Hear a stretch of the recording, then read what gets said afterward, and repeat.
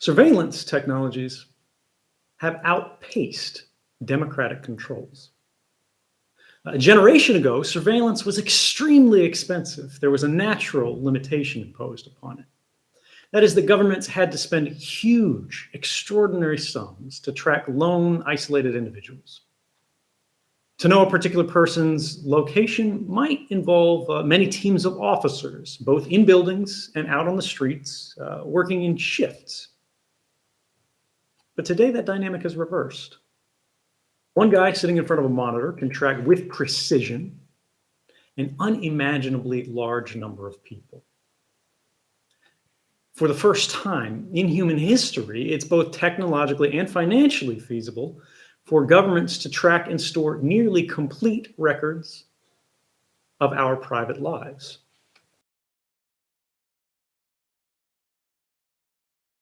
Imagine you wanted to program a facial recognition algorithm on age-related characteristics and more specifically on age progression, like how people are likely to look as they get older. Ideally, you want a broad and rigorous data set with lots of people's pictures.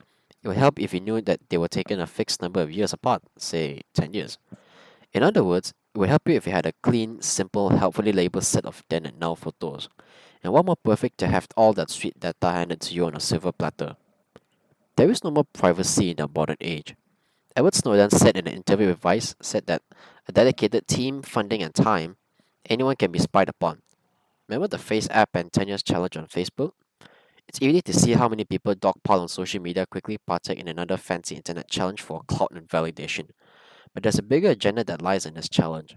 You're voluntarily giving more tech companies more information to store and possibly control.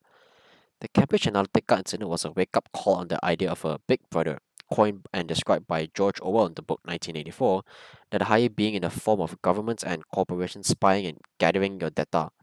Even this very assignment could be recorded and stored elsewhere for further analysis. According to an article by the New York Post, Facebook denies any involvement, but can we really still trust them after the whole incident? There may be hope in the European Union's General Data Protection Regulation Act, or the GDPR, that is the most important change in data privacy regulation in 20 years. EU residents can demand for the data of a company that has on them, but that doesn't stop the fact that these companies are still actively harvesting your data. The government does it, corporation does it, government and corporations are doing it together. There is no end. The government has failed in protecting consumers from internet companies and social media giants. Our only hope is that technologists also get involved in the political process in government, in think tanks and universities and so on.